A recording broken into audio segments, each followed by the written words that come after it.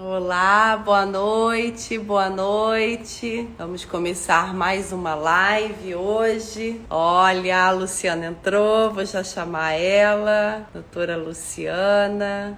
Olha só, será que a Oi, gente consegue virar? Luciana. Tudo Eu acho que bem? você. Fala, gente. Olha que bacana. Janine, João Rodrigo. Bruno Pelissari, meu amigo, tudo bem? Então, gente, hoje a gente vai fazer uma live com a Luciana. Ela é osteopata, fisioterapeuta, uma profissional excelente que veio aqui falar pra gente um pouco da osteopatia, os cuidados que a osteopatia tem com o corpo, a diferença da osteopatia para a quiropraxia. A osteopatia, muita gente acha que é só para instalar, ai, não dei um jeito, tô com torcicolo. Então ela vai explicar pra gente o que é e também o que a osteopatia pode estar ajudando as pessoas que estão praticando esporte físico, seja amador, seja profissional, e todos nós no dia a dia, né? Como ela pode ajudar a gente a prevenir e a ter mais saúde e melhor qualidade de vida. E eu vou falar também sobre a questão de como manter a sua dieta, como manter o seu peso, mesmo com alguma contusão, com algum problema físico, né? E a gente não perder a dieta, não perder o fio da meada e não engordar e continuar emagrecendo. Então, boa noite a todos, sejam muito bem-vindos. Vou pedir para todos para compartilharem também. Quem está aqui, por favor, compartilha com pelo menos 10 pessoas. Pega esse aviãozinho, essa setinha aqui do lado, compartilha com pelo menos 10 pessoas agora ali rapidinho nos seus contatos, para que mais pessoas possam estar assistindo essa live, compartilhando também e adquirindo essas informações com a Luciana. Oi, Luciana, boa noite. Oi, Cássia. Boa noite. Antes de mais nada, obrigado aí pela oportunidade, né? Por me chamar para a gente falar um pouquinho dessa coisa aí que às vezes é tão equivocadamente mal interpretada aí, né? Pelo povo e pelas pessoas. Ou até ao contrário, muita gente acha que a gente é assim, faz parte de uma elite tão única, enfim. Mas a verdade é que eu acho que é importante dar uma conceituada rápida aí na osteopatia, né? Ela surgiu no finalzinho do século XIX nos Estados Unidos, e aí ela foi incorporada, ela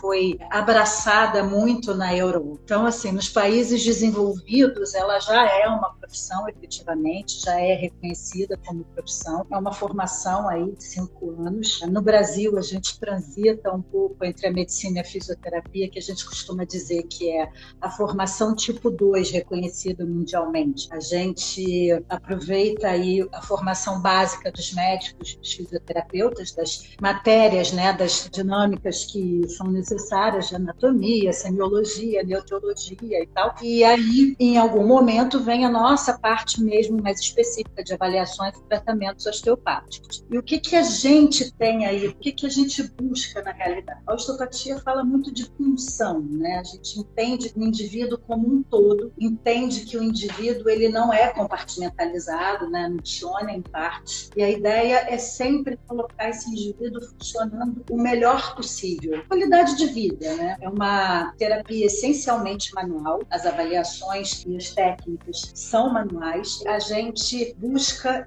efetivamente recuperar a qualidade funcional, a integração daqueles sistemas do indivíduo. Como colocar ali todo mundo funcionando direitinho, do jeito que deve ser, para o cérebro entender tudo organizadamente, da forma que tem que ser, e vir com as respostas também aos estímulos do dia a dia de uma forma equilibrada. Então, a essência do pensamento osteopático, a filosofia osteopática é: se você está funcionando bem, você produz tudo que precisa para estar saudável. Essa é a ideia. Então, muita gente equivocadamente acha, como você falou, que os estalos são o que conduz a gente, né, as técnicas que a gente se utiliza, mas a verdade é que a gente tem uma infinidade de abordagens, na realidade, direcionadas para aquele indivíduo. Eu nem vou usar muito o termo paciente, não. No Brasil, as pessoas buscam a gente por conta mesmo de um quadro de dor. A gente é muito conhecido por por tratar coluna, hérnias de disco, mas é uma abordagem, na realidade, global. A gente trata tudo que não estiver funcionando bem. A gente trata o joelho, a gente trata o ombro. A gente funciona muito também como uma abordagem preventiva, porque principalmente hoje em dia, que se fala muito que as pessoas têm que fazer atividade física, né? Já é sabido que não tem como, a gente tem que se movimentar. O osteopata se tornou, assim, uma figura muito importante para esse indivíduo que pratica atividade física, que tem vontade, né, de correr, de jogar tênis, de remar, seja porque está estressado, porque precisa de um momento para relaxar, não importa. A ideia é que se a gente mantiver esse indivíduo com qualidade, funcionando com qualidade, saudável, ele vai conseguir aproveitar bem das atividades que ele faz, seja no cotidiano de trabalho, com as posturas que ele adota para trabalhar, seja na prática desportiva, seja com um relaxamento mental, ou porque quer mesmo uma mudança física, uma mudança de qualidade estrutural. Então, a osteopatia ela tem esse objetivo, basicamente recuperar a função, basicamente colocar esse indivíduo para funcionar bem. Mas aonde ficam as lesões aí nesse lugar? As lesões, elas permeiam, obviamente, né? Porque se você tem uma lesão de base que gera algum tipo de sintoma, obviamente a gente vai ter que respeitar esses sintomas, a gente vai ter que entender de onde eles estão vindo, a gente vai ter que entender a neurofisiologia dessa lesão para saber com que a gente pode bater de frente, quais as nossas limitações, até onde a gente pode ir, o que a gente pode buscar. Mas a verdade é que a gente pode tratar qualquer indivíduo, qualquer faixa etária, desde o neonato até o indivíduo de 100 anos de idade, em qualquer condição que ele esteja. Seja porque ele quer se manter bem, saudável, seja porque ele tem algum tipo de sintoma, algum tipo de lesão que está gerando alguma alteração funcional e que ele precise da nossa ajuda. Qual é a formação no Brasil e qual é a formação de um osteopata, Luciana? O que eu preciso para ser osteopata? Como eu disse, ela surgiu lá no final do século XIX e tal, e ela foi reconhecida como profissão nos Estados Unidos, depois na Inglaterra, já século XX. Os parâmetros mundiais, né, os critérios mundiais, eles reconhecem dois tipos de formação. Nos países onde a osteopatia é reconhecida como profissão, você tem lá faculdade de osteopatia, de medicina osteopática, e você vai cursar essa faculdade. Nos países onde ela ainda está transitando, como eu disse, a fisioterapia, a medicina, a gente tem a carga básica das formações da área de biomédica, né? Seja na medicina, seja na fisioterapia, e a partir daí as matérias complementares dos tratamentos, das avaliações e dos critérios osteopáticos. Leva em torno de 5 anos. No Brasil, existem várias escolas hoje tentando seguir, né, se organizando para seguir o formato da Organização Mundial de Saúde, que é quem fiscaliza a gente. Eu me formei pelo Instituto Brasileiro de Osteopatia, um dos primeiros colégios, não o primeiro, no Brasil. Tenho, assim, um respeito gigantesco por esse colégio, e todos, né? Talvez porque a gente tenha sido fundado pelo Bernard Keff, foi um dos precursores, né, da osteopatia no Brasil, ele, Felipe Paiu e tal. Então, a gente vem muito da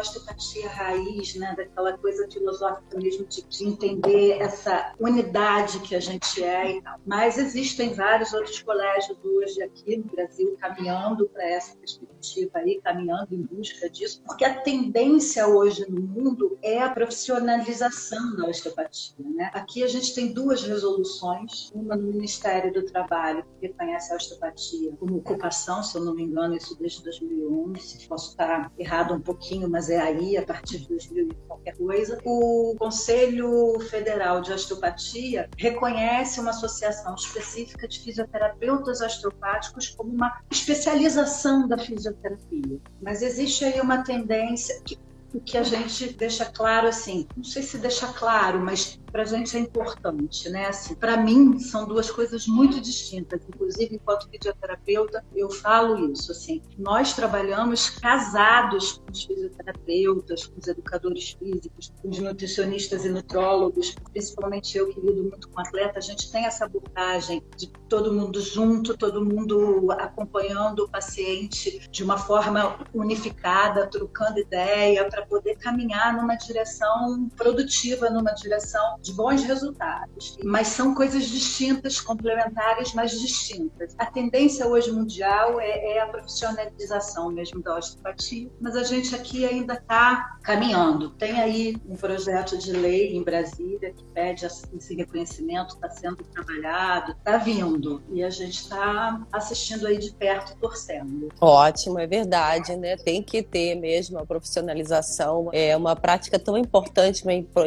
tantos benefícios que trazem, que tem que realmente ser reconhecido e até como, por exemplo, ser inserido nos planos de saúde, porque você tem que muitas vezes ser osteopata e fisioterapeuta para poder estar dentro dos planos de saúde, e os planos de saúde e a medicina ainda não considera a osteopatia e a quiropraxia como uma real profissão, né? Então isso é muito importante mesmo, né? Essa profissionalização. E outra coisa, qual que é a diferença de osteopatia e quiropraxia? Para muita gente é muito parecido, né? E qual que seria, assim, as reais diferenças? Costumo dizer que a gente é irmão, né? Assim, mas hoje em dia a osteopatia, a diferença é basicamente filosófica. Existem algumas brincadeiras, com certeza lá atrás eles se cruzaram, né? O Still, que foi o idealizador da osteopatia, e o Palmer, que foi o da quiropraxia, com certeza eles passearam ali. Existem algumas brincadeiras, que um foi aluno do outro, o outro assistiu um, estagiou com um,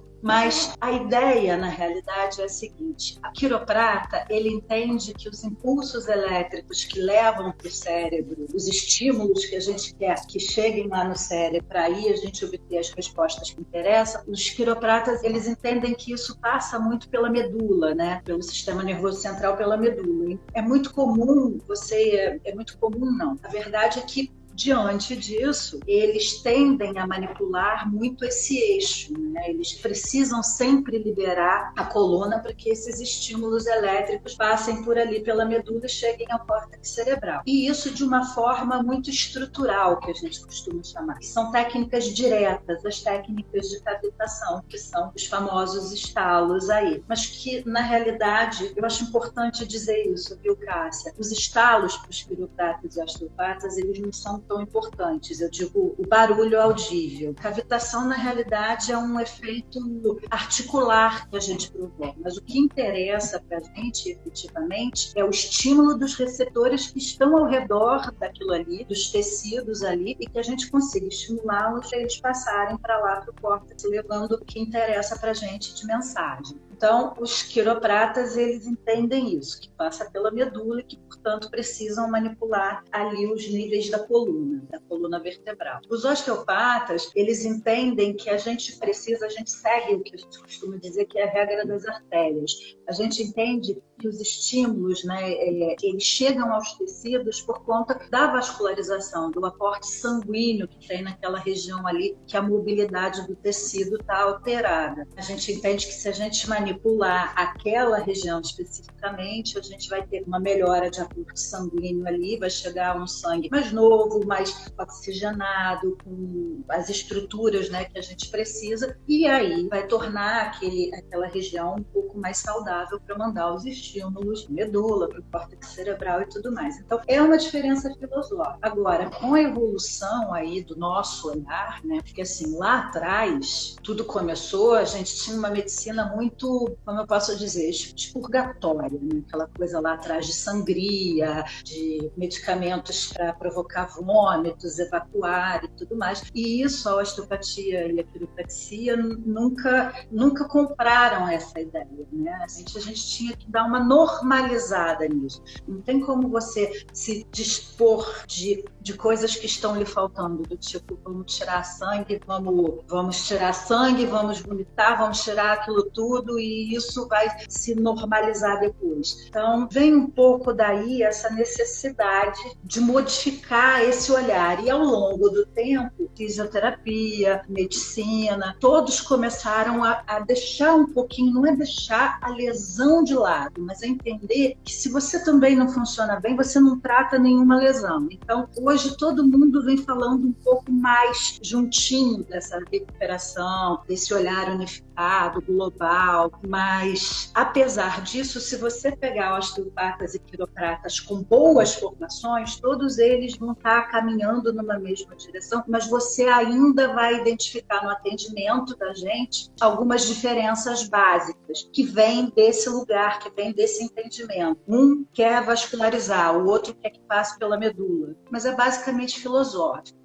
Eu me lembro quando eu era adolescente, eu tinha repetidamente torcicolo. Eu ia numa quiroprata e ela fazia, né, além da massagem, né, que ela também era massagista, né, mas ela fazia no final, ela dava umas estaladas, né, dava aquele creque para um lado, creque para o outro, e aqui também, né, na coluna, aqui, né, no meio, aqui no peito, né, aquela... Exato. E isso dá um alívio na hora, muito bom, né? Me aliviava minha torcicolo, realmente. Mas você tem que fazer com um profissional que você confie, né? Esse estalo. Como que, né? E tem muita gente que deixa de ir porque tem medo também, né, desse estado. Você, poxa, eu me lembro, ela virava aqui assim, que era assim, dava um medo de quebrar o meu pescoço, né, dava um medo de quebrar, ou aqui a pessoa, né, te forçar aqui, você dá aquele creque, e às vezes esse medo impede as pessoas de também estarem frequentando um osteopata ou, né, uma pessoa que trabalha com quiropraxia. Explica um pouco pra gente, para desmistificar, né, tirar um pouco desse medo das pessoas. Então vamos lá, assim, a gente vive mesmo uma questão aí, né? Eu percebo também vários pacientes assim, ou somos, eu costumo brincar, gente, me perdoa assim, eu não quero parecer pegas nem nada, e à medida que for pintando perguntas, vão fazendo aí. Ou vem pra gente achando que a gente é uma elite, né? Que bruxos e não sei o quê, que instalam que não sei o que lá e saem sem dor, ou vem com muito medo, ai, vai me instalar, ai, vai doer, ai, vai... Eu acho que é importante isso, quiropraxia, osteopatia. Como eu falei, o barulho em si, ele não é nada mais que um efeito que a gente provoca ali na articulação e tal, que a gente chama de cavitação. Mas pra gente isso realmente não interessa. Interessa que a gente estimule as estruturas ao redor, né? Receptores ao redor, seja de ligamento, cápsula, cartilagem, não importa, tendão, não importa. Tem uma pergunta aqui da Ana Paula Sterce. Mulheres grávidas têm algum impedimento no tratamento osteopático? Não, absolutamente nenhum. Existem sim técnicas com as quais a gente vai lidar, outras que não. Claro, era onde eu ia chegar. Então, assim, os estalos, eles não são importantes e nem são os nossos carros-chefe. É importantíssimo entender, talvez eu tenha começado meio confusa na hora de conceituar lá a osteopatia. A osteopatia não trata um sintoma e não trata uma disfunção, né? Assim, a gente chama, o que interessa pra gente, o que o osteopata trata, é disfunção, a gente não chama de lesão, que são as alterações mecânicas que acontecem naqueles tecidos ali, que podem estar gerando sobrecarga na região ou até mesmo à distância, porque a gente entende as relações tissulares, né, como se complementando em cadeias musculares, em estímulos neurais e tal. Então, o que interessa para a gente é tratar o indivíduo como um todo. Então, assim, o indivíduo pode chegar com uma queixa de torcicolo para mim. Eu não vou me preocupar em tratar aquele pescoço que não está virando. Eu vou avaliá-lo e ver o porquê que ele não está virando, o que está acontecendo ali, que pode estar gerando um aumento de tensão na estrutura, que pode estar impedindo o movimento, desencadeando dor. E se é uma coisa recente, se vem em cima de uma adaptação pregressa, que a gente precisa associar a um trabalho com um fisioterapeuta, com um colega educador físico, enfim. A osteopatia não tem contraindicação absolutamente nenhuma, é só uma questão mesmo.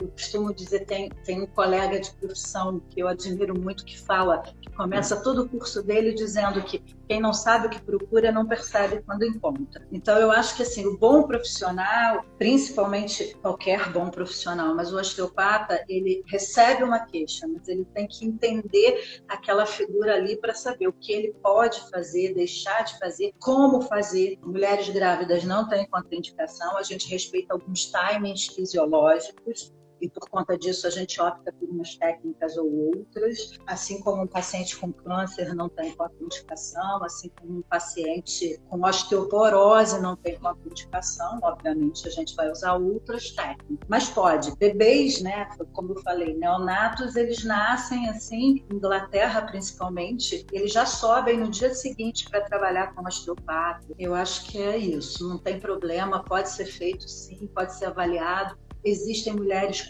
grávidas com muitas dores lombares que têm um componente vascular da pequena bacia que gera uma alteração do suprimento ali no grupamento muscular e por conta disso evolui com dor. A osteopatia tem ação sobre isso e ajuda muito, enfim. Tem uma outra pergunta da minha amiga, nossa, é a Cláudia Montes, ela é uma personalidade incrível lá de Pernambuco. Ela tem uma revista, Mulheres em Evidência, e ela está aqui perguntando pra gente como uma pessoa que tem problema no minúsculo deve agir. É aconselhável um regime? A Célia Amaral está falando, excelente explicação. Ah, Célia, obrigada. Célia é uma querida, minha acupunturista de referência. Ai, que legal. Acompanha meus pacientes.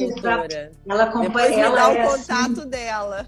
Vou dar. Não, eu tive a oportunidade de estar com ela agora, do ano passado para cá, ela começou a trabalhar comigo. Olha que delícia. É? Nossa, eu amo acupuntura. Eu me curei da enxaqueca com acupuntura. E ela é assim, ela entende muito clínica, ela entende muito neurofisiologia. Eu, como te disse, trabalho muito com atleta, a gente lida muito com dor, ela acompanha meus pacientes. Muito bacana. Obrigada, legal. Célia.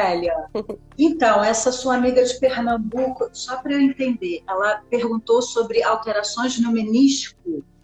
Como uma pessoa que tem problema no minúsculo. Será que é minúsculo ou músculo? Aqui, veja ali, a pergunta dela. Minúsculo deve agir. Bom, então, eu vou deixar parte dela para você responder, mas eu só queria entender se ela está querendo falar de menisco ou de músculo ou de multífidos, enfim. Mas, assim, falando de joelho, que a gente também tem uma ótima...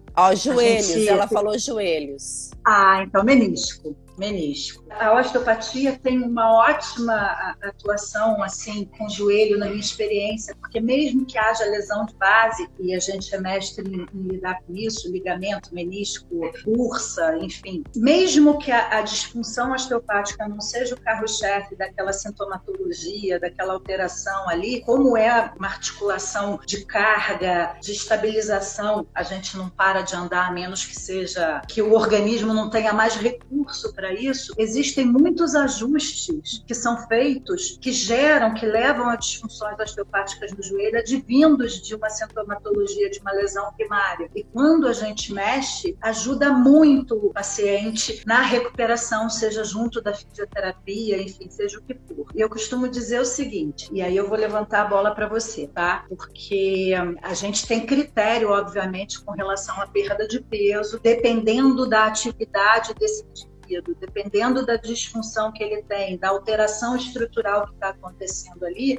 faz-se obrigatoriamente parte do tratamento a perda de peso, o que em outros casos não é tão necessário. Mas a perda de peso, até para tratar, precisa de critério, né? Porque você não pode ter uma perda de peso com perda de massa magra, não pode ser abrupta, porque a gente perde sustentação, atrapalha o nosso tratamento. E, assim, às vezes os indivíduos acham que, então, vamos malhar, vamos correr, vamos fazer tudo, e aí não sabe e vamos parar de comer. Vamos, né, as dietas hiperproteicas e tal. E aí não sabem que excesso de atividade com alteração nutricional gera catabólise, e a gente começa a queimar massa muscular para poder reservar energia, e isso atrapalha tratamento, atrapalha regime e atrapalha o resultado final. Então, Cássia, você que podia agora falar um pouquinho disso aí pra gente. Né? Então, quando você não está podendo praticar exercício físico, né? Muitas vezes a pessoa está machucada, por exemplo, ali no caso do joelho, não sei qual foi o caso exatamente da Cláudia, né? Mas muitas vezes a gente fica impedida de praticar qualquer esporte físico, ou então, quando está praticando esporte física, que foi o que você falou, né, pra gente não ter perda de massa magra. Então, o que eu faço é quando eu não tô podendo fazer nenhum exercício físico, eu tenho um cardápio, né? Eu tenho um método que é um cardápio que tem 6 refeições. E em todas as principais refeições tem algum tipo de proteína. Por exemplo, no café da manhã, um leite, um queijo, algum carboidrato. Aí no lanche da manhã, um suco.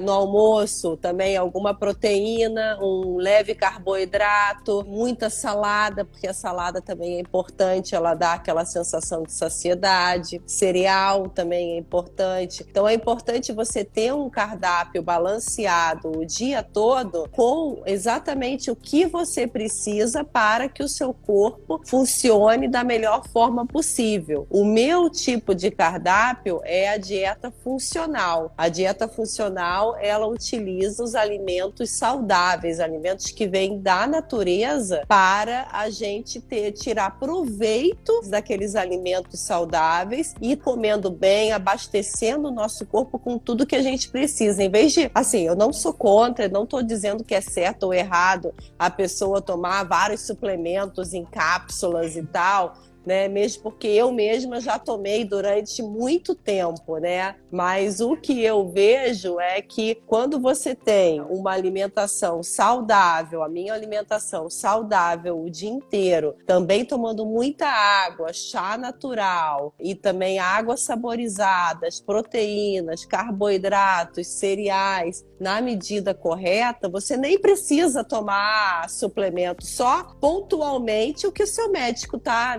pedindo, ou se você realmente está precisando. Porque tem muitas coisas que a gente faz que a gente não sabe que está fazendo errado. Por exemplo, a pessoa está sem ferro no corpo, mas se enche de café depois do almoço ou depois da janta. E nas refeições principais, você tomar café, você vai inibir a absorção do ferro e de alguns nutrientes para o seu corpo. Então, a dieta, o cardápio funcional, ele faz essa regulagem para que você possa realmente, de fato, aproveitar. Então, eu não estou podendo fazer atividade física, eu não quero engordar, né? O que eu faço é justamente não aqueles dias, aquelas minhas refeições que às vezes durante a semana eu libero umas 2, 3 refeições para comer o que eu quiser mais liberadamente, eu me contenho mais nos doces e sigo mais essa dieta balanceada. Porque a gente pode comer de tudo, mas tudo é a quantidade que você come e o que você coloca no seu cardápio. O lanche da tarde, você pode comer uma coxinha, mas dependendo da forma que é feita a coxinha. Eu, por exemplo, uma coxinha funcional, ela vai batata doce, que é um carboidrato, ela tem o frango, que é a proteína, leva um pouco de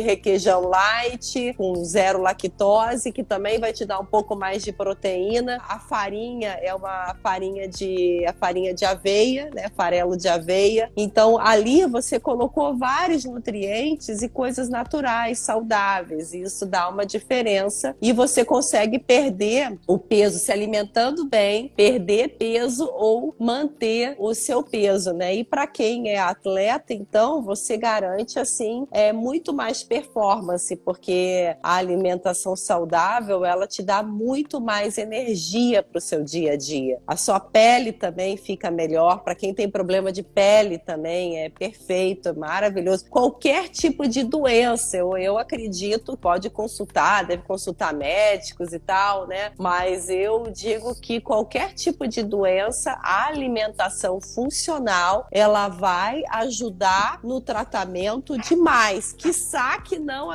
até de curar algumas doenças só com a comida natural e funcional. Uma reeducação alimentar completa, a pessoa não podendo estar fazendo o exercício, é só ela se ter realmente seguir um cardápio balanceado. O meu cardápio, eu faço 6 refeições por dia, mas elas são de pequenas porções, né? E eu como de tudo. E quando eu não posso fazer, que nem agora, eu tive que ficar, me deu um jeito aqui na minha bacia, eu fui na osteopata Luciana e ela fez uma verificação, que eu acho até legal você falar isso, né? Como é que você faz a verificação da pessoa, né? Como que é a sua consulta? Porque aí eu cheguei aí, eu tava, né, com a minha bacia um pouco fora do lugar. E eu tive que ficar algumas semanas sem fazer exercício físico. E eu amo exercício físico, isso faz parte da minha vida. E eu tive que me conter na comida e seguir mais regradinho e não exagerar tanto no vinho, numa cerveja, no doce ou naqueles dias de pizza, né? Eu me contive e segui a minha dieta mais à risca para não estar engordando. E eu não engordei, eu consegui. Eu não engordei nenhuma grama, Luciana. E também não perdi massa magra, que era isso que você estava falando. Por quê? Porque com o cardápio funcional balanceado, eu vou garantir que eu vou ter a quantidade de nutrientes e proteínas e o carboidrato e os açúcares e as gorduras para o funcionamento, né, do corpo, e ele tá me gerando tudo que eu tô precisando sem o corpo precisar comer o meu músculo, né? Porque é assim, basicamente isso, né? Ele come o nosso músculo se tá com fome, né? Músculo magro, logo, né? A nossa massa magra. Eu costumo exatamente dizer assim, a gente tem, né, a relação com os atletas, eu brinco, a gente tem os atletas de alta performance, antigamente a gente chamava de atleta de fim de semana, que era aquele que praticava muito esporte, mas que não era de alta performance. Hoje a gente lida muito com indivíduos que têm um treinamento, um programa de treinamento perto lá do de alta performance, mas tem todo o suporte que a alta performance demanda e tem, né? Não é raro a gente ter pacientes, pessoas, indivíduos que chegam pra gente com um quadro de dor, com uma bacia, esse fora do lugar é bem engraçado, porque a verdade é que não é fora do lugar, né? Você não está com nada fora do lugar. Você tem uma alteração da mecânica. Porque assim, a gente não funciona com os movimentos amplos que a gente vê. Para os movimentos amplos acontecerem, aquilo que a gente conversou quando a gente esteve junto, para você levantar um braço, puxar uma perna, inclinar um tronco, isso tudo acontece às custas de várias outras associações de movimentos nas estruturas envolvidas. E estruturas envolvidas não só as primárias, não. Então, às vezes o paciente, o indivíduo lá, ele entra em sobrecarga com o nível de treino, porque não tem um suporte alimentar devido, porque não tem uma coordenação de treino bem distribuída, e aí faz um overtraining, ou enfim, uma dessas mecânicas aí se perde. Claro, a pessoa que faz atividade física, que tem uma boa qualidade, né, de grupamento muscular, com um lastro biomecânico. O que é um lastro biomecânico? O cérebro, ele memoriza tudo, né? A gente tem tudo que printar. Então, quem faz atividade física tem recursos de gestuais muito maior do que quem está lá no estático, né? Então, se você às vezes corre o chassi de um lado, né, dá aí essa saída do lugar aí que vocês falam, e não tem, por isso que eu falei que o osteopata cada vez mais está se tornando uma figura importante na prevenção e na qualidade, independente de ter sintoma. Porque esse paciente ativo, esse indivíduo ativo, ele tem um recurso mecânico para poder correr o chassi, vai lá rapidamente, passa 1, 2 dias, às vezes 5 dias ali com dor, tomando medicamento, diminui um pouco da atividade física e o cérebro vai arrumando um jeito de se ajustar para não encostá-lo e vai criando ali uma sucessão de outras adaptações. Muitas vezes, quando chega para o osteopata, chega já com algumas questões já pregressas, com alguns ajustes pregressos, fica agudo muito, né? Agudo. E assim, é importante entender, tá, gente, que não existe a menor contraindicação da osteopatia num paciente agudo. Pelo contrário, a gente tem outros recursos de técnicas que a gente vai optar, mas que exatamente a gente vai melhorar a qualidade daquele tecido, a gente vai ter ali mais resiliência tissular, vai melhorar o metabolismo ali que vai absorver um pouco mais rápido o processo de dor, enfim. Muitas atividades, muitas informações, muitos ajustes ao longo do tempo e aí sobrecarga e dor nas estruturas e chega pra gente. A avaliação, ela é feita em cima mesmo da correlação biomecânica. Obviamente, a gente descarta, né, a possibilidade de lesões ortopédicas, neurológicas, enfim, sistêmicas. Se a gente achar que tem que ser avaliado, que tem alguma coisa que possa existir ali e que a gente precise averiguar, a gente direciona para o médico de direito. Mas, enfim, a gente mexeu, a gente fez as relações mecânicas do que está funcionando demais, da estrutura que está funcionando de menos, de quem está tenso, fixado demais, que deveria ter um pouco mais de mobilidade, do fulano que, por conta desse ciclano aqui que não está lá funcionando do jeito que deveria, está tendo que fazer mais do que podia, mais do que era para fazer, enfim. Essa bagunça a gente começa a organizar e interessa para a gente a massa muscular e o peso, obviamente, que a gente se tem recurso, mas não tem uma boa qualidade, pode até ter volume muscular, mas não tem uma boa qualidade, ou na hora de executar o movimento, a gente vê que não tem um bom controle do gestual e tudo mais, a gente precisa arrumar isso. E arrumar isso não é só com manipulação, não é só com atividade física. Então, assim, arruma dieta. Mandou para o fisioterapeuta, para o colega fisioterapeuta, por quê? Porque a gente está colocando tudo ali, está organizando tudo para mexer. Mas se aquelas estruturas ali não estão em condição, não sabem mais o que fazer, não tem equilíbrio, não tem estabilidade para isso, o colega fisioterapeuta vai trabalhar isso com a gente, o educador físico vai trabalhar na parte dele o que a gente precisa. Então, a gente acaba funcionando muito em conjunto com esse objetivo. Então, eu costumo dizer que o paciente crônico, quando chega para a gente, mesmo que agudo, ele pode até, melhorando o sintoma, optar por só visitar o osteopata quando sentir alguma coisa. Mas ele vai ouvir um contexto sobre o que está acontecendo com ele, do que a gente acha, que ali, embora esteja doendo hoje, vai melhorar, mas que tende a daqui a pouco repetir o que está acontecendo se a gente não der atenção para essas estruturas, né? Arrumar a casa, dar a César o que é de César, né? Com certeza, e foi isso que aconteceu comigo, porque eu estava sentada no dia do aniversário da minha filha, né? Como eu te falei, eu estava sentada e eu fui levantar rápido. No que eu fui levantar rápido, senti um estalo, um cleque na minha... Eu achava que era na lombar, né? Mas foi na bacia. E aí eu fiquei com aquela dor aquela semana. Aí eu, no dia seguinte, um pouco de dor, eu pensei, bom, melhor eu não ia fazer atividade física, deixa eu dar uma olhada nisso. Esperei 3, 4 dias, a dor não passou. Aí eu fiquei cismada, né? Não fazendo atividade física, me contendo na minha dieta. E aí eu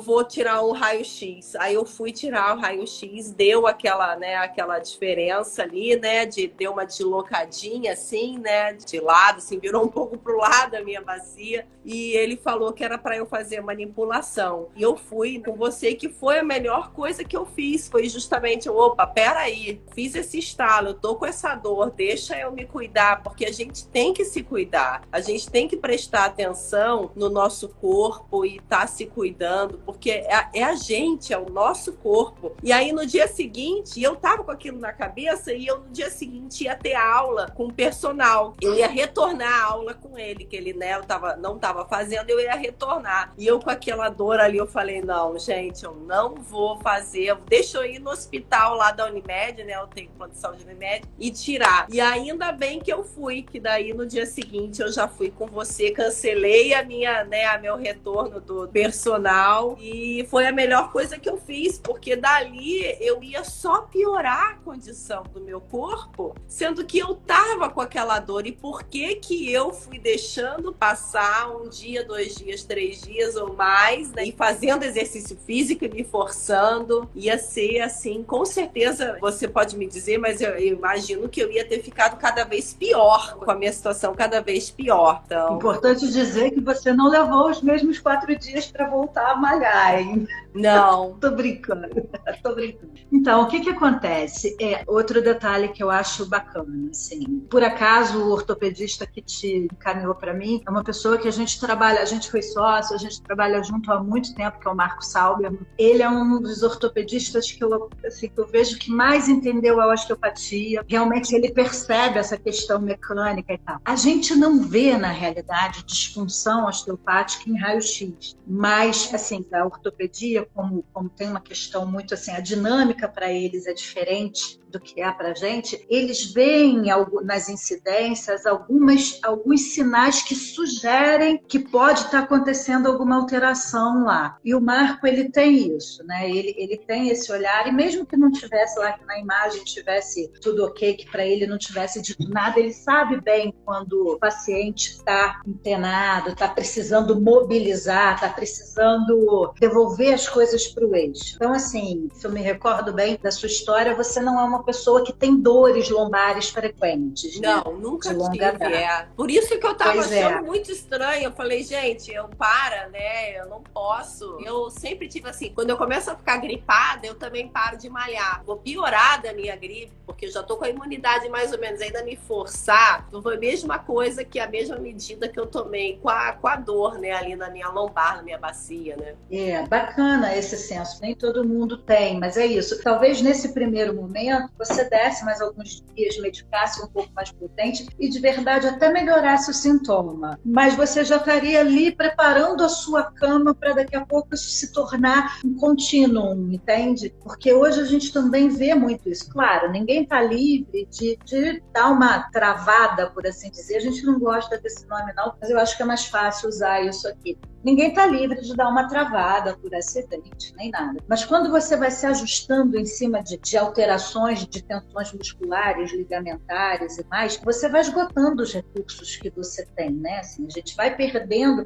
a capacidade que tem de se auto-administrar. Então, eventualmente, as crises vão se tornando um pouco mais frequentes, um pouco mais intensas, a gente vai piorando aqueles movimentos, vai começando a fazer outras coisas para evitar aquilo, e aí sobrecarrega outras estruturas, enfim. Quando a gente arruma isso, quando a gente reorganiza isso, é o que eu falei, a gente está mandando estímulo lá para o cérebro para reprintar, para relembrá-lo o que é um gestual devidamente organizado, correto e tudo mais. Então, assim, a gente chama as estruturas de novo, a gente evita que más adaptações aconteçam. Então, a gente vai mantendo o indivíduo um pouco mais justo dentro daquela atividade, daquelas atividades. A gente vai mantendo uma organização das estruturas e não vai adaptando num esquema muito ruim, porque é muito comum a gente ver pacientes que às vezes estavam um tempão sem fazer nada ou que nunca fez, mas que está com dor e vamos lá, vamos fortalecer, vamos estruturar. Não está errado, não é uma ideia equivocada, mas existe assim uma indicação, existe um melhor momento para aquilo, existe por onde começar, né? Porque todo indivíduo que está sem fazer alguma atividade física, quando começa, existe uma tendência, vê bem, estou falando de uma tendência, claro que todos os casos têm exceções e existem parênteses nisso aí, mas a gente está falando de uma forma geral. Existe uma tendência a esses indivíduos terem uma melhora de sintomatologia num primeiro momento, porque você vai melhorar o tônus muscular, você vai mover uma estrutura que não estava movendo, e hoje em dia a gente sabe que a gente não foi feito para ficar parado, a gente precisa se mexer, então vai haver uma melhora. Mas eu costumo comparar para o paciente, né? A gente não está falando tecnicamente com ninguém, eu costumo comparar para esse paciente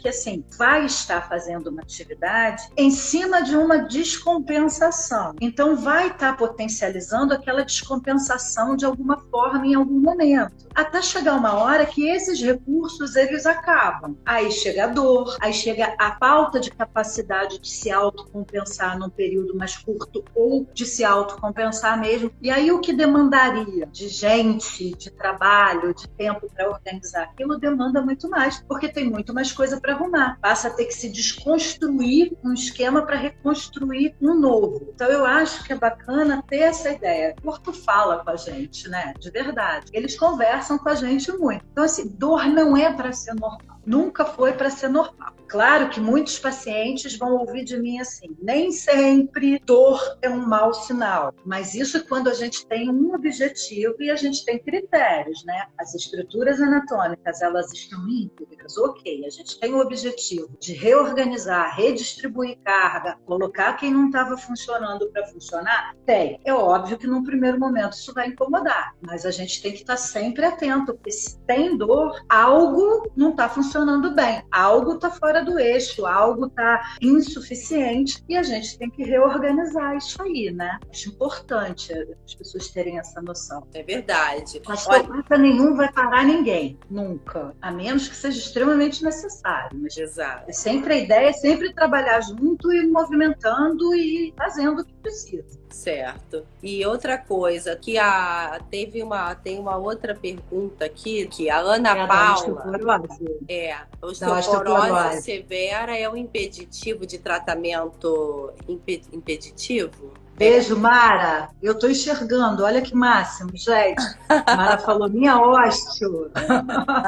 Mara, obrigada a todos, gente. Obrigada por todos que estão aí vendo. Vou pedir mais uma vez para as pessoas compartilharem essa live com pelo menos 5 a 10 contatos vocês agora aí no Instagram. Aqueles que estão com um pontinho verde, que estão online, para virem aqui assistir com a gente agora. Compartilha agora rapidinho, pelo menos com 5 pessoas aí que estejam online. Bacana. Caetano, Maria Clara, Marvel, olha, gente, olha, eu gostei disso, que legal. Então, respondendo a Paula, eu falei mas falei mais rápido. A osteopatia não tem contraindicação absolutamente nenhuma para nada. Existe sim o osteopata que não sabe estar fazendo, me perdoe, e o osteopata que vai fazer uma avaliação e que vai tratar aquele indivíduo, e não a queixa do indivíduo. Então, assim, eu tenho uma paciente com uma osteoporose importantíssima em níveis de coluna vertebral e tal, e ela tem uma dor colo de fêmur e ela tem uma dor lombosacra, lombopélvica, não importa. Eu vou deixar de mexer nessa paciente? Não, jamais. Tem o que a gente fazer. Eu só preciso ter o critério de saber em que estruturas eu estou mexendo e como eu estou mexendo, mas absolutamente deixar de tratar. Como eu disse, nós não temos como nosso carro-chefe as técnicas estruturais diretas, que são as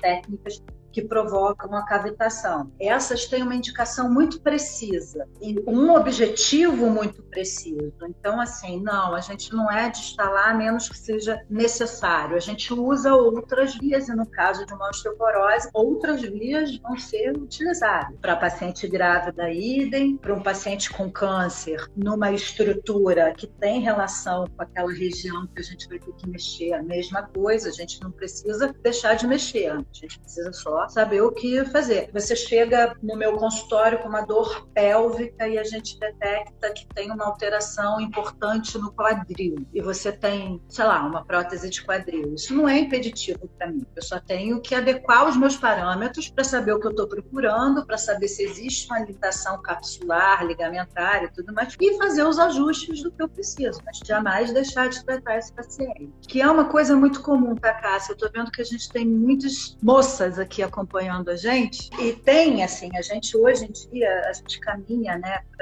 a nossa fala está muito, as bursites, tendinites de glúteo médio mínimo, enfim, essas coisas todas que está cada vez mais comum. A gente sabe que é cada vez mais comum em mulheres acima de 35 anos e que tem uma atividade física ou forte ou muito contínua, muito frequente, e eu acho bacana dizer isso, porque isso, o meu consultório tem muito isso. Eu tenho bursite de quadril, eu tenho tendinite, toma remédio, faz alongamento. Isso, muitas vezes, hoje por nós, muitas vezes é considerado um processo clássico degenerativo próprio da atividade. E a paciente, né, a aluna de musculação, a atleta que está fazendo triatlon, ciclismo e tal, e que está sentindo isso, não está fadada a viver isso e ter que tomar remédio quando entra em crise, não, sabe? Muitas vezes essas estruturas fadigam, essas estruturas entram em estresse por conta de uma instabilidade da pelve. Então, hoje em dia, a gente tem esse olhar. A osteopatia vai mexer nesse contexto lombo-pélvico, não vai mexer só nos tendões,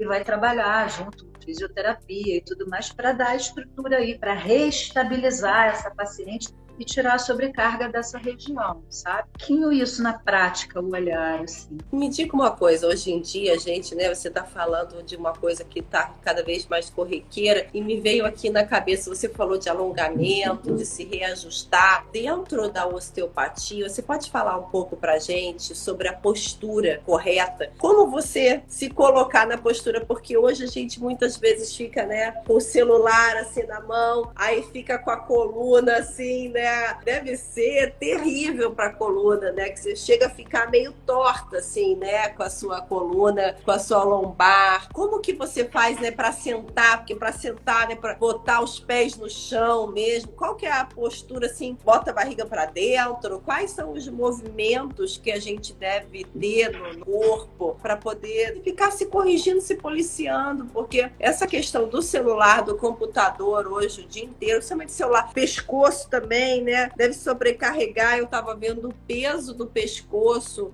assim, ele reto, ele em 45, ele em 90, que muda, né? Então, o que você fala um pouco sobre postura pra gente? Então, olha só, não sei se você vai gostar muito do que você vai ouvir aqui, não. Porque, assim, é claro que hoje a gente não busca um anatômico, porque com a vida que a gente tem, muito carro, celular, computador e tal, é difícil manter o que seria a postura ideal anatômica. A gente tem Simone está perguntando alguma coisa aí. Isso, a osteopatia dá alívio imediato ou proporciona um desconforto para então ajustar e reorganizar o corpo e assim promover o alívio? Já vou responder isso, que é importante. Então, assim, a gente não busca uma postura anatômica como era descrita, né? A gente sabe ergonomicamente que existem posições, existem angulações que nos poupam de fadigas e de sobrecargas musculares. Por exemplo, sentar com os quadris, joelhos a 90 graus. Se você usa lá o computador, que você efetivamente subir o teclado e a tela de forma que você consiga ter os ombros e os pulsos em repouso e o olhar se manter o mais próximo da horizontal possível. Mas a grande verdade é que, voltando à história da função, existem alterações posturais, a gente precisa ter essa noção quando o indivíduo tem queixa, né? Quando o indivíduo não tem queixa, ou enfim, é mecanicamente estável, claro que são essas as posturas que a gente pede para evitar muito tempo numa mesma postura. Então, tá no celular, para um pouquinho, levanta, dá uma andada, sai, senta, muda um pouco de postura, volta para o celular. Isso serve para computador e TV também, tá? E jogos, né, videogames, mesmo nas cadeiras de games, tá? Porque elas são super confortáveis, mas a verdade é que elas também têm alterações, elas geram alterações posturais próprias dali. Quer dizer, se você repete aquilo tudo, todo dia, por muito tempo, há muito tempo, você vai gerar uma tensão dos ligamentos que estão sendo tensionados naquela postura. Então, hoje, a gente avalia muito dentro desse olhar funcional os desníveis do indivíduo, as insuficiências musculares, e a gente busca recuperar um pouco disso, ou seja, colocar todo mundo funcionando, porque a gente entende que estruturas estabilizadoras, alguns dos abdômenes, alguns músculos posteriores, o assoalho pélvico, o glúteo, são estruturas estabilizadoras. Elas devem entrar automaticamente, elas não devem necessitar serem acionadas, entende? Então, quando a gente aprofunda um pouco, é difícil, de uma forma geral, a gente dizer, a postura ideal é essa, é aquela, porque às vezes aquele indivíduo não vai ter condição de manter esse gestual, ele vai precisar adaptar de uma outra forma. Então é importante... O Alessandro aqui, dentro do que você está falando, ele está perguntando se é bom ou ruim manter o abdômen sempre contraído. Ruim.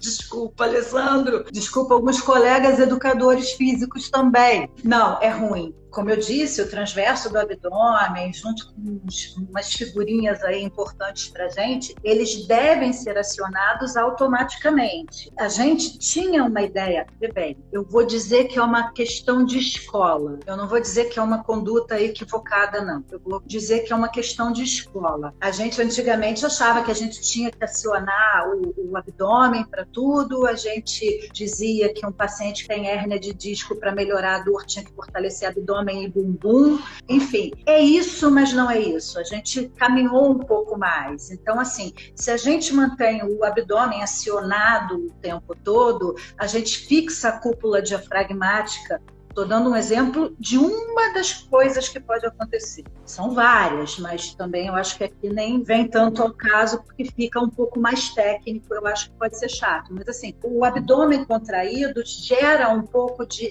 engessa um pouco a coluna, perde mobilidade segmentar, perde um pouco de mobilidade da transição tóraco-lombar e dali sai, junto com o diafragma, uma galera muito importante que passa pela lombar, vai pela pelve até o fêmur. Então, a gente cria uma bagunça mecânica ali que vai gerando, que vai facilitando com que a gente daqui a pouco se machuque, por assim dizer, né? Gere sobrecarga e deu uma famosa corrida de chassi. Então, eu acho que sim, se está sentindo de alguma forma que sem o abdômen, está precisando acionar demais o abdômen, ou que não está conseguindo acionar como deveria, que alguns exercícios, que algumas posturas, depois de um certo tempo, quando mantidas, são desconfortáveis, vale dar uma olhada. Certo. Não espera fazer alguma coisa que se traduza em dor importante. Mas você também ficar com o abdômen relaxado o tempo inteiro também não é legal, né? Até para postura também. Acho que quando você quer botar no prumo, ele quando você entra. dá aquela né, forçada assim no abdômen para pelo menos entrar no eixo, assim. Cássia, se você estiver equilibrada, ele vai entrar. Ele vai entrar, que eu digo, o abdômen vai entrar. Porque entendi. O transverso do abdômen, ele é obrigado a segurar, porque ele tem que segurar a víscera, ele tem que segurar a pelve, ele tem que segurar. Se você está equilibrada, se você está estável, se você tem uma qualidade, ele vai gerar isso. Aquela barriguinha postural, ela não vai existir. Se está existindo, é porque isso, de alguma forma, tem que ser trabalhado. Entende? E a postura que está incorreta, aí você tem que trabalhar a postura. Aí, assim, um bom educador físico, que hoje, né, a gente tem, quer dizer, a gente sempre teve bons educadores físicos, mas a gente tem hoje uma galera que realmente está entendendo que mobilidade é diferente de alongamento, são duas coisas distintas, entendeu? Então, assim, você estava falando, voltando então do que você falou do alongado. Então, hoje a gente trabalha com mobilidade e com tônus, né, com estrutura muscular, mas sempre voltado para a execução de um gestual mais puro, mais limpo, porque aí você está trabalhando os grupamentos, os treinamentos funcionais, ao contrário do que todo mundo pensa, eles são como lá atrás, né, quando eles existiram, quando eles foram exercícios funcionais, eles já existiram, saíram de moda, voltaram para moda e o pessoal questiona, mas assim, o nome já diz, é funcional. Então é o melhor que a gente tem para poder usar, porque a gente vai usar os grupamentos todos no momento exato que eles têm que entrar para fazer o que eles devem fazer. Isso mantém a postura, isso ajuda a acionar os grupamentos que precisam ser acionados. Então, um indivíduo que faz um trabalho, seja com pilates, seja com educador físico, seja com a ginástica holística, seja com a fisioterapia, porque hoje a neurofuncional trabalha muito com isso, quer dizer, a gente tem a parte da morfofuncional, né, dos movimentos primordiais, que a fisioterapia usa não só para tratar, para recuperar a lesão, mas como para recuperar qualidade muscular, digestual, qualidade de vida, e você vai entrando em postura, você vai entrando automaticamente da forma que você tem que estar em pé, como você deveria estar, sentado como você deveria estar, sem consumir energia demais desse grupamento, sem terminar o dia tão ruim, tão cansado, tão fadigado, porque você vai redistribuindo isso. Então você senta ereto com mais facilidade, você não desmonta, porque o grupamento tem condição de fazer isso. O abdômen vai segurar do jeito que tem que segurar, em contrapartida o diafragma vai fazer o que precisa fazer. Se você tem queixa de desconforto, como eu disse, sem se traduzir em dor, já vale a pena dar uma olhada. Existem ortopedistas, existem fisiatras, existem médicos que têm esse olhar hoje em dia? Existem, mas existem os fisioterapeutas, os osteopatas que vão ser capazes de detectar isso. Se for o caso, se achar que tem uma diferença de membro importante, né, perna mais curta que a outra, se achar que tem uma escoliose maior do que o que a gente justificaria como adaptável, seja lá o que for, a gente até direciona. Mas como a gente tem esse olhar dinâmico, a gente consegue detectar se precisa tratar ou se precisa malhar, vamos dizer assim, trabalhar, entendeu? Se está pesado, se a perda de peso vai ajudar, porque aí diminui um pouco da protusão abdominal, que diminui um pouco a força abdominal, que muda o eixo da lordose, essas coisas que vão puxando umas às outras, a gente vai arrumando isso funcionalmente. E é melhor, aí eu engato lá na pergunta da Simone Rangel, quanto mais rápido a gente começa a cuidar, começa a olhar, claro que a gente resolve também de uma forma melhor, de uma forma mais confortável. Porque quando um paciente crônico vem para a gente e já cheio de gambiarras, por assim dizer, quando a gente mexe, a gente tem um tempo neurofisiológico que a gente tem que respeitar. Então, assim, muitas vezes, arrumar a casa de um paciente pode ser desconfortável, sim, porque a gente vai redistribuir as cargas, como eu disse lá atrás, e a gente vai colocar quem não estava funcionando para funcionar. E muitas vezes isso vai ser desconfortável porque vai ser uma reorganização que ele não está acostumado. Até ganhar massa muscular, até ganhar força para suportar resistência e tudo mais,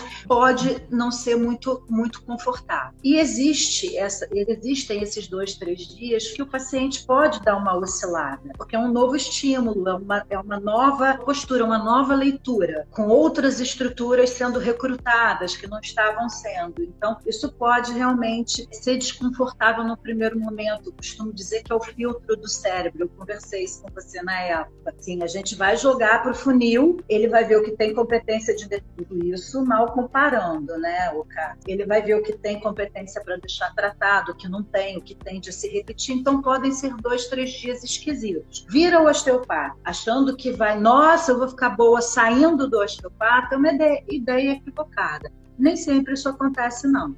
Não, eu notei que realmente, eu até comentei, né, com a minha mãe, ela, e aí, Cássia, como é que foi, né, lá? Eu falei, mãe, foi ótimo, tal, e agora o meu cérebro, ele tá ainda ele tá reorganizando a casa. Nesse momento, meu cérebro, ele está falando com a minha bacia, que agora ela está alinhada novamente, e aí os meus movimentos não vão mais precisar ficar dando um jeitinho, meu cérebro não vai ter que ficar dando um jeitinho nos movimentos, que ele vai poder funcionar corretamente. Então ele está falando com os dois lados da bacia para eles se entenderem e entrarem no eixo de novo. Basicamente isso. É por aí mesmo.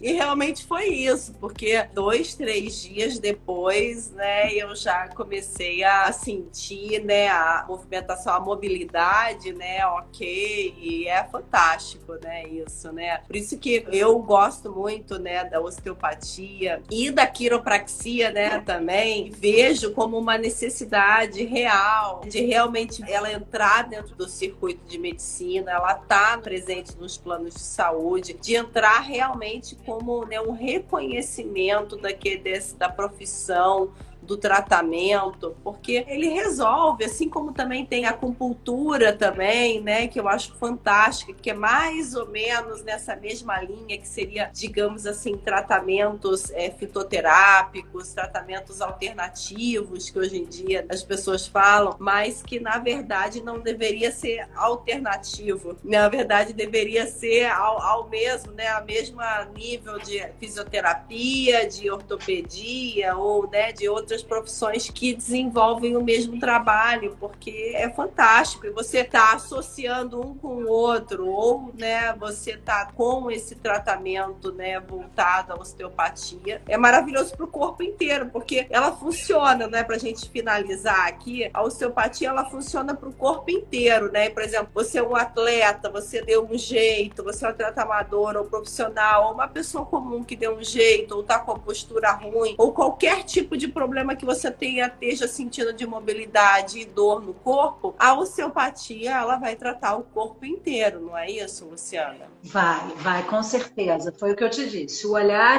é único. A gente não fragmenta, a gente não pensa numa queixa, num sintoma. Então, assim, você vai chegar com uma queixa específica lá, seja desconforto lombar, seja desconforto no ombro, mas não tem jeito. A gente vai olhar e a gente vai mexer no que a gente precisa, que a gente considera importante, inclusive que possa estar afetando aquele ombro, aquele funcionamento daquela cintura escapular e tal. A gente sabe que as coisas estão sempre juntas, né? Então não tem. Raramente você vai ver um osteopata, então tá bom, vou mexer só na sua clavícula. Vai dar uma reorganizada, entendendo que é essa reorganização que vai começar a ajudar aí a funcionar. Por isso que eu digo, às vezes faz parte, estou falando muito dos educadores físicos e dos fisioterapeutas, porque realmente a gente trabalha muito alinhado, né? Para a gente é muito importante, porque eu digo, enquanto osteopata, a gente precisa muito da ajuda deles para dar qualidade à estrutura que a gente está querendo colocar ali, funcionando como deveria. Mas claro que se tiver uma perda de peso desregrada, com perda de massa magra, com alteração de qualidade muscular, eu perco sustentação, minha conduta vai por água abaixo, porque existem pacientes que estão acima do peso, mas que têm um tônus muito bom e que tem que ter critério para essa perda de peso também, porque às vezes ele vai perder todo o eixo de equilíbrio dele. Melhora, mas tem que ter em mente que ele vai ter que se reorganizar de alguma forma. Então, eu acho que sim, não tem contraindicação absolutamente nenhuma. A gente não vê o indivíduo fragmentadamente, não existe isso. É um indivíduo único, indivisível para a gente. Corpo, mente e espírito, a gente fala isso, o Still falava muito isso, é a filosofia osteopática, sem dúvida alguma. Eu acho que isso aí seria bacana, eu acho importante. Eu, Luciana, na minha experiência, graças a Deus, eu tenho vários colegas, a gente trabalha junto, vários educadores, vários fisioterapeutas, mas a gente sabe que existe aí, às vezes, uma dificuldade, até por conta dessa questão aí da fisioterapia osteopática, da osteopatia, profissão, enfim. Mas, para mim, é importantíssimo estar todo mundo junto, é só complemento. Então, eu acho que é isso. Sem contraindicação, para tudo e todos e sempre junto. Perfeito. Nossa, muito obrigada. Muito obrigada. A gente tirou muitas dúvidas. Obrigada a todos aí. Muita gente participando, perguntando. E obrigada mesmo, Luciana. Olha, já passaram, 1h30 que a gente está aqui conversando. Eu nem senti a gente estava a Tamara aqui falando que sai toda alinhada, não sei o quê. Obrigada, Mara. Valeu a confiança sempre. Gente, foi bacana, gostei. Nossa, muito tá joia, legal. Simone. Top, ó, M Zacaro, top. Mara. É. Perfeito, a Simone Joia. Também, perfeito, super esclarecedora a minha pergunta, resposta, né? Joia, e você, brigadíssimo, Cássia, aí pela oportunidade de falar. Eu acho que era importante, eu gostei muito desse espaço, porque a gente acaba falando muito tecnicamente, a gente troca muita coisa entre nós e tal, e acaba faltando um pouco dessa... Espero, obviamente, que eu tenha conseguido acessar, que eu tenha conseguido esclarecer realmente as dúvidas das pessoas e passar um pouquinho do que a gente acredita, né? Eu acho que isso é importante. Obrigada por esse espaço, assim, foi muito bacana, gostei mesmo. Que bom, eu também amei. E vamos, deixa eu desativar aqui os comentários, Vamos tirar um print. Você tira, né? Eu tiro, vamos fazer o sorriso final. Aê, valeu. Obrigada a todos, gente. Deus abençoe todos. Beijo, tchau. Valeu, abraço, gente. Tchau, até a próxima. Obrigada.